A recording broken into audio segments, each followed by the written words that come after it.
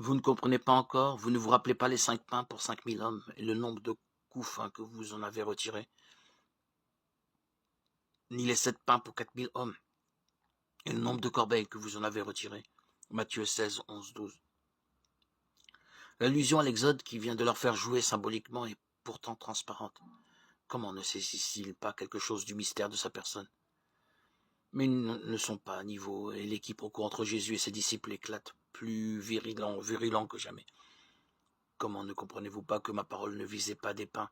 Méfiez-vous, dis-je, du levain des pharisiens et des sadducéens. Alors ils comprirent qu'il avait dit de se méfier non du levain dont on fait du pain, mais de la doctrine des pharisiens et des sadducéens. Matthieu 16, 9, 12. Jésus a essayé d'attirer l'attention sur les actes préfiguratifs de son destin. Il est temps de poser la question en clair.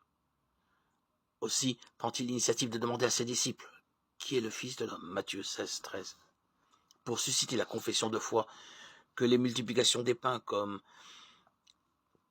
cela s'est fait avec la manne, livre de l'Exode, appellent naturellement. Elle éclate triomphale dans la bouche de Pierre. Tu es le Christ, le Fils du Dieu vivant, Matthieu 16, 16. Elle lui voit alors la merveilleuse déclaration. Tu es heureux, Simon, fils de Jonas, car cette révélation t'est venue non de la chair et du sang, mais de mon Père, qui est dans les cieux. Eh bien moi, je te dis, tu es Pierre, et sur cette pierre je bâtirai mon église, et les portes de l'Hadès ne tiendront pas contre elle. Je te donnerai les clés du royaume des cieux. Quoi que tu lis sur la terre, ce sera tenu dans les cieux pour lier, et quoi que tu délies sur la terre, ce sera tenu dans les cieux pour délier.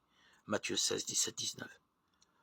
L'horizon eschatologique qui, depuis le début de la multiplication des pains, occupe l'esprit du Christ, se dévoile tout à coup.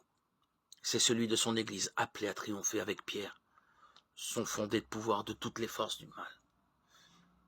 Cette Église, il est vrai, n'est encore qu'un futur, puisqu'elle doit jaillir de sa mort et de sa résurrection. Je bâtirai mon Église, Matthieu 16, 18. Pour y parvenir, une longue route douloureuse est encore nécessaire. À dater de ce jour, Jésus commença de montrer à ses disciples qu'il lui fallait s'en aller à Jérusalem y souffrir beaucoup de la part des anciens, des grands prêtres et des scribes, être mis à mort et le troisième jour ressuscité, Matthieu 16, 21.